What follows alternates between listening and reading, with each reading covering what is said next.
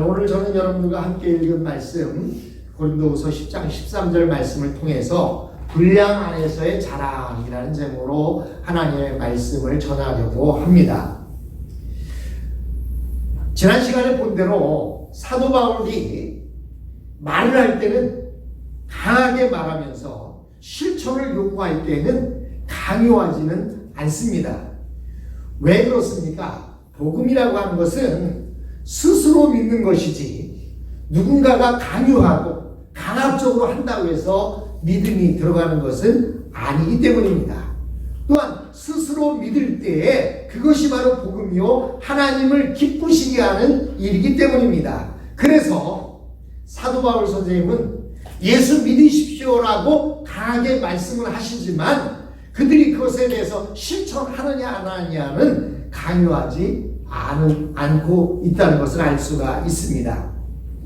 그런데 만약 지금 나타나고 있는 이 사도 바울 선생님을 힘들게 만드는 율법주의자들은 어떠하냐? 그들은 바울 선생님과는 다르게 행동만을 강요하고 그들로 하여금 할례를 받아야 하느냐 하지 않느냐, 그들이 유대교인이 되어야 되느냐 말아야 되느냐 이런 것만을 강조하고 있습니다. 이런 강조들은 그 사람을 변화시킬 수가 없습니다. 물론 그들의 그 열심은 나쁜 것은 아닙니다.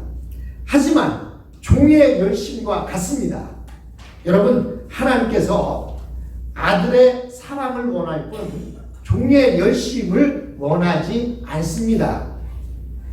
여러분, 아들은요 종처럼 시킨 일을 다 했다고 해서, 물론 종종 교육을 시키기 위해서 매를 들기는 하지만 그가 종인 것처럼 그렇게 화를 내거나 부리지는 않습니다. 그러나 종들은 어떻습니까? 종들은 시킨 일을 제대로 하지 않으면 어느 때에는 밥도 얻어먹을 수도 없고 어느 때는 그 집에서 쫓겨날 수도 있는 것이 바로 종의 모습입니다. 그런데 하나님께서는 우리에게 열심히 살아가라고 하고 열심히 하나님을 믿으라고 했지만 우리가 종의 열심을 갖기를 원하지 않으십니다. 우리는 하나님의 노예나 하나님이 부리는 종이 아닙니다. 우리는 하나님의 아들로서, 하나님은 우리가 아들로서 사랑으로 우리가 살아가기를 원하십니다. 우리가 보기에 아들의 사랑은 무력하고 힘이 없어 보이고 실망스러워 보일 때도 있습니다.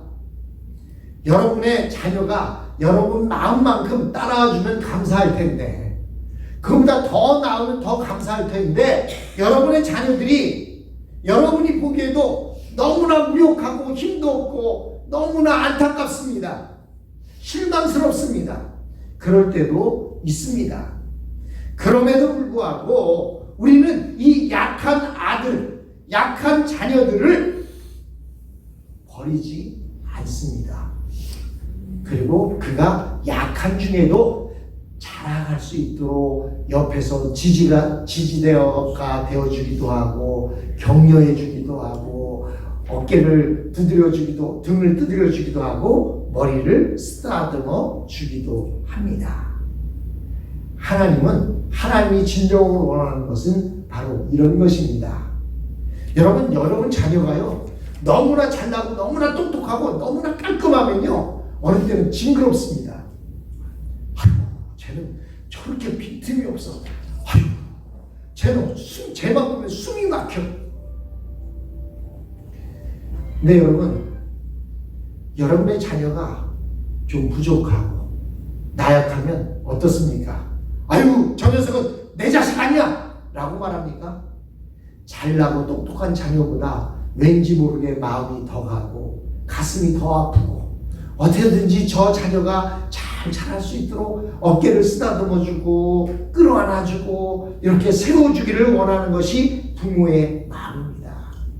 바로 하나님은 우리 하나님의 자녀들이 부족하고 나약하고 정말로 힘이 없어 보인다 할지라도 하나님은 우리를 사랑하신다는 사실입니다. 바울은 자신이 이렇게 약하기를 원했습니다. 하나님 앞에서는 약한 하나님의 자녀가 되기를 원했습니다.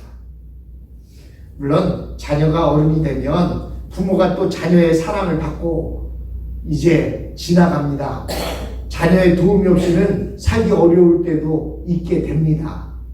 하지만 자녀가 어릴 때에는 부모는 그 자녀를 사랑으로 끌어안아주는 것, 그것이 하나님의 마음입니다. 그런데 율법학자들은 이 하나님의 마음을 이해하지 못했어요.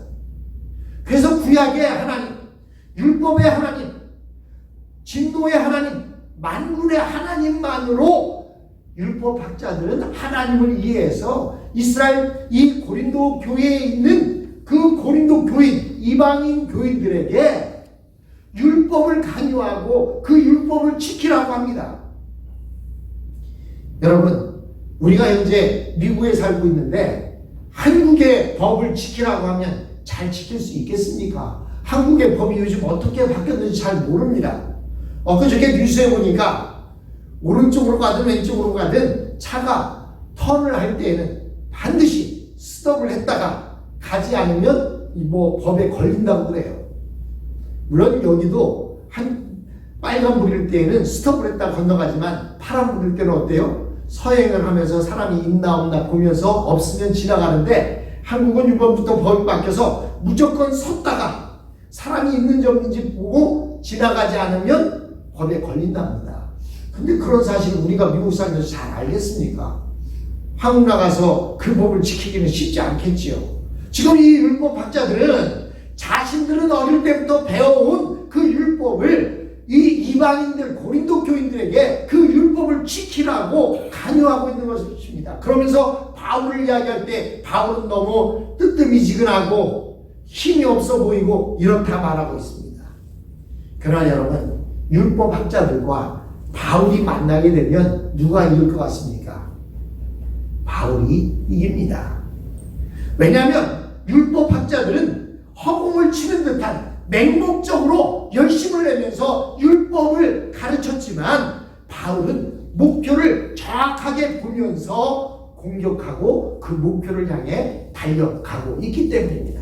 그래서 바울 선생님은 표대를 향하여 달려간다고 이렇게 강조하고 있지 않습니까? 목표가 없는 사람들은 자기가 왜 가고 있는지 모르기 때문에 그 싸움에서 이길 수가 없어요.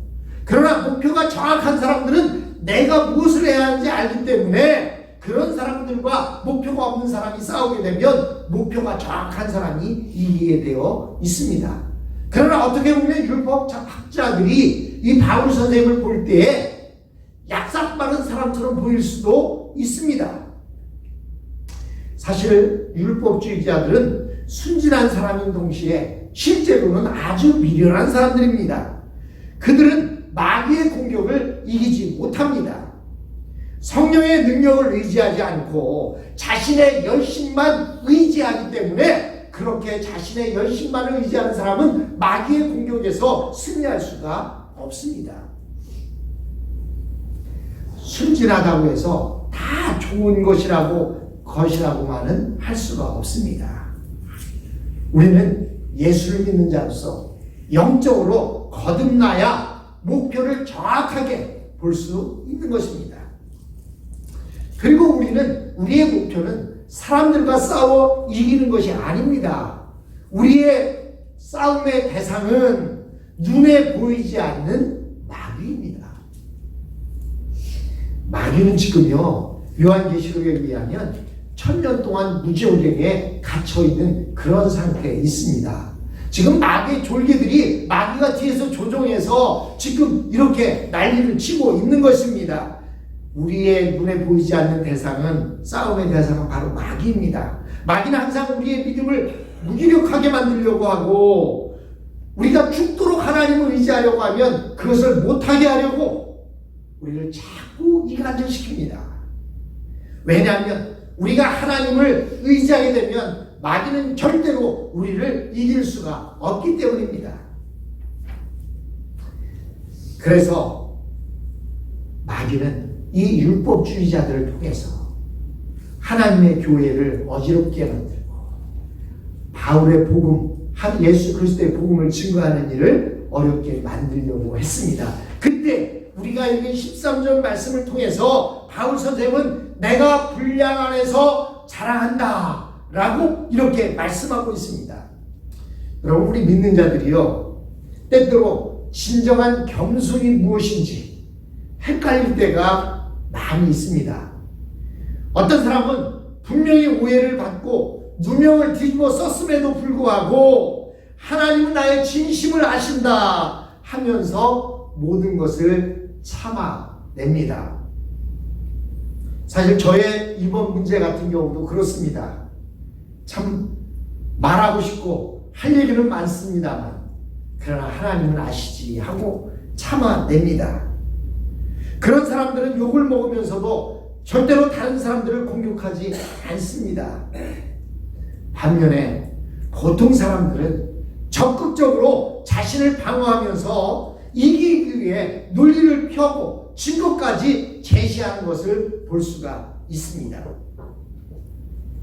여러분, 한 20여 년 전에 한국을 떠들썩하게 했던 일이 있었는데요. 그게 뭐냐면 온로비 사건이에요.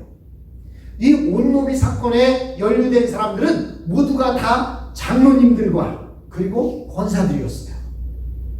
이들은 대기업의 회장들이었습니다. 이런 사람들이 옷으로 로비를 했다라고 하는데 나는 했다, 너는 안 했다. 서로가 한쪽에서는 했다고 하고 한쪽에서는 안 했다고 합니다. 그런데 모두가 다 예수를 믿는 사람들이에요. 그래서 그들이 하는 얘기가 뭐냐면 우리가 성경에 손을 얹고 이야기를 해도 나는 안 했다는 거예요. 또 한쪽에서는 성경에 손을 얹고 나는 했다는 겁니다. 여러분, 왜 그렇게 했느냐? 이 혐의를 뒤집어 쓰게 되면 모든 누명을 써야 되고 그리고 자신의 모든 인생이 지금까지 살아온 인생이 헛 인생이 되어버리기 때문이었습니다. 여러분, 사도 바울 선생님도 되도록이면 말을 아낍니다. 그런데 여기에서는 자기 자신을 변호하고 있습니다. 상대방이 바울을 자격이 없는 사도다 라고 몰아갔기 때문에 결국 그의 선교 자체를 이 율법주의자들이 무기력화시키려고 했기 때문에 바울 선생님은 자기를 변호하고 있는 것입니다. 바울은 상대방이 욕하거나 비난했을 때 묵묵히 자기 일만 하는 사람이 아니었습니다. 오히려 자신을 적극적으로 변명하고 주장했는데 이것을 그는 분량 안에서의 자랑이다라고 이렇게 성경 말씀을 통해서 표현해 놓았습니다. 여러분, 놀이터에 가보면 어린이들 놀이터에 시소라는 게 있어요. 저는 이 시소가 한국말인 줄 알았어요. 근데 시소가 보니까 한국말이 아니더라고요. 영어더라고요. 그래서 see, 보다의 현재형과 과거형으로 이렇게 쓰여져 있다고요. 그래서 야, 이거 참 기가 막히게 잘 만들었다. 보고 있다, 봤다. 예, 그 시소가 있습니다. 이 시소는 균형을 잡고 있다가 한쪽에 무게가 더 실리면 다른 쪽은 들리게 되어 있습니다. 그런데 두 사람의 몸무게가 똑같고 앉은 위치가 똑같으면 어떻습니까? 그들은 그것은 시소가 균형을 잡혀서 위로 올라가지도 않고 더 이상 내려가지도 않습니다. 그때 그 시소가 올라가게 하거나 내려가게 하려면 어떻게 해요?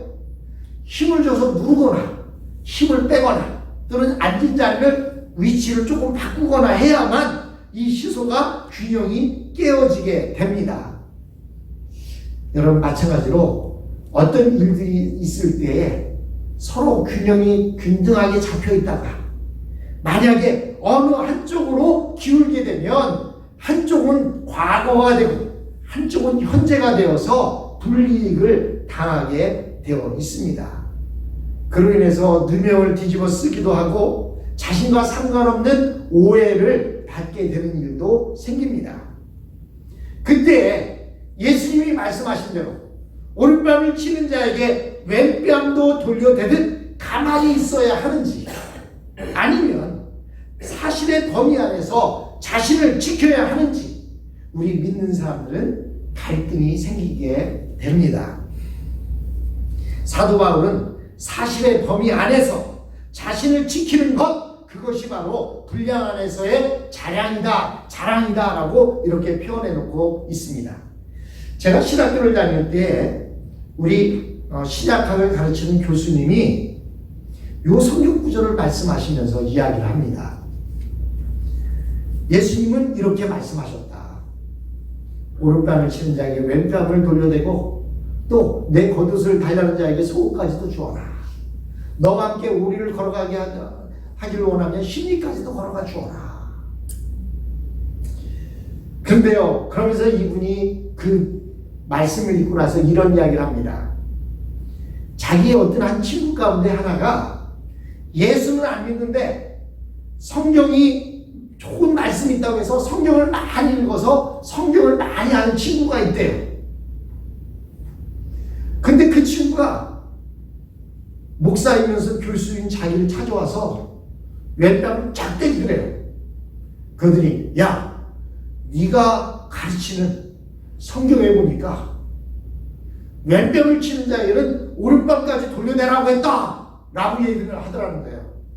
그래서 이 교수님이 다시 오른뺨을 돌려댔답니다. 그랬더니 오른뺨을 또 쫙 때리더래요. 그 다음에 어떻게 됐을까요? 이 친구가 그 다음에 오른뺨을 맞는 듯이 주먹으로 그의 복부를 팍 때렸답니다. 그랬더니 이 친구가 화를 버럭내면서 하는 얘기가 야, 성경에 보면 왼뺨을 치는 자에게 오른뺨까지 돌려달라고 했는데 네가 왜 나를 때리냐? 그래, 네가 하는 대로 성경에는 왼뺨을 치는 자에게 오른뺨까지 돌려달라고 해서 내가 오른뺨 돌려댔는데 그 다음에는 어떻게 하라고 말씀하지 않으셨어. 그렇기 때문에 내가 네 복부를 때려도 전혀 하나님의 말씀에 어긋난 일이 아니야 라고 말했다고 합니다. 사실 우리가 이 땅을 살아가면서 신앙인으로 살아간다는 것이 이렇게 어렵습니다. 세상 사람들은요, 귀로 들은 것은 많아서 성경 말씀을 어디서 주워들어서 우리에게 그것 가지고 자꾸 들여대면서 이야기합니다. 그럴 때 우리는 어떻게 해야 할까? 정말로 오른뺨을 때리면 왼쪽까지 돌려대고 말 것이냐? 그리고 누명을 뒤집어 써도 그냥 모른 척하고 하나님 주님은 아시지요라고 지키면서 나가는 것이 그게 신앙일까? 그런데 오늘 본문에서 바울 선생님이 아주 잘 말씀을 해 주셨습니다. 그러나 우리는 분수 이상의 자랑을 하지 않고 오직 하나님이 우리에게 나눠주신 그 범위의 한계를 따라 하노니 곧 너희에게까지 이른 것이다. 개정개혁에 말하고 있어요. 분량의 자랑, 즉 분수 이상의 자랑을 하지 않는다. 즉 나에게 주어져 있는 사실, 근거에 의해서 나는 자랑한다는 거예요. 내가 사도라고 자랑하는 것은 예수님이 나를 직접 만나주셨고 예수님이 나를 직접 이방인의 사도로 세워주셨기 때문에 나는 그 분수 안에서 자랑한다는 것입니다. 사랑하는 사람 여러분, 우리가 이 땅을 살아가면서 사실 어렵습니다. 어떻게 살아가는 것이 하나님의 말씀대로 사는 것이고 어떻게 살아가는 것이 말씀에 어긋난 것인지 우리가 그것을 지키며 살아가기가 매우 어렵습니다. 그러나 우리는 주님의 진리 안에서는 진리가 외쳐져야 되고 진리가 증거되어져야 합니다. 그러기 위해서 우리는 그 하나님의 진리의 말씀은 붙잡고 있어야 합니다.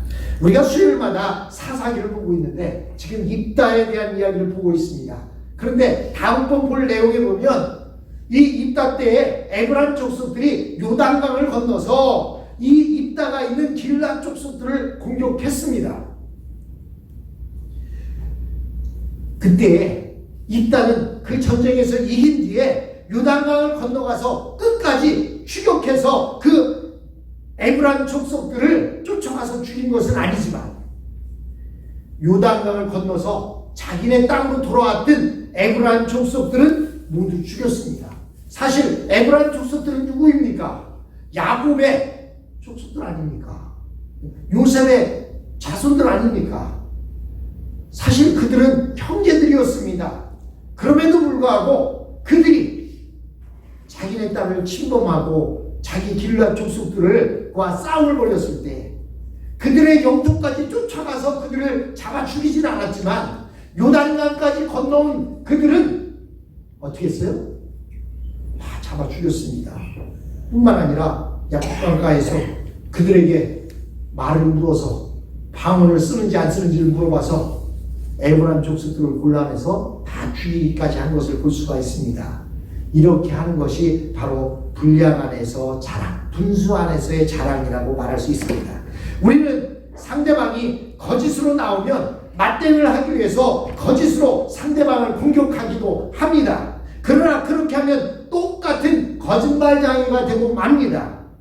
이때는 우리가 해야 할 일은 뭐냐면 그들이 거짓말로 우리에게 나온다 할지라도 우리는 사실 안에서 자신을 지키고 자신의 주장은 분명히 할 수 있어야 하는 것입니다. 예수 믿는 사람들은 정말로 오른뺨을 때리면 왼뺨까지 돌려댈 수 있는 사람이어야 합니다. 하지만 그렇다고 해서 왼뺨까지 때린다고 그래도 가만히 맞고 쑥맥처럼 있는 사람들은 아니라는 것입니다. 주님은 그렇게까지 용서하고 베풀라고 말씀하셨지 그냥 우리 보고 쑥맥으로 살라고 말씀한 것은 아니라는 사실입니다. 사랑하는 성도 여러분, 분수 안에서 우리는 우리의 것을 자랑할 수 있어야 합니다. 하나님이 나에게 주신 걸 자랑할 수 있어야 합니다. 거짓이 아니라 사실 안에서, 진리 안에서 우리는 진리가 훼손되어지게 된다면 목에 칼이 들어오는 한이 있더라도 우리는 그것을 증거해야 되고 증명해야 됩니다. 뿐만 아니라 그것이 아닌 거짓으로 내 자신을 증명해서는 또한 안 된다는 사실을 기억하면서 주님이 주신 그 분수 안에서 주님을 자랑하는 저와 여러분이 되었으면 합니다. 모두 자리에서 일어나겠습니다.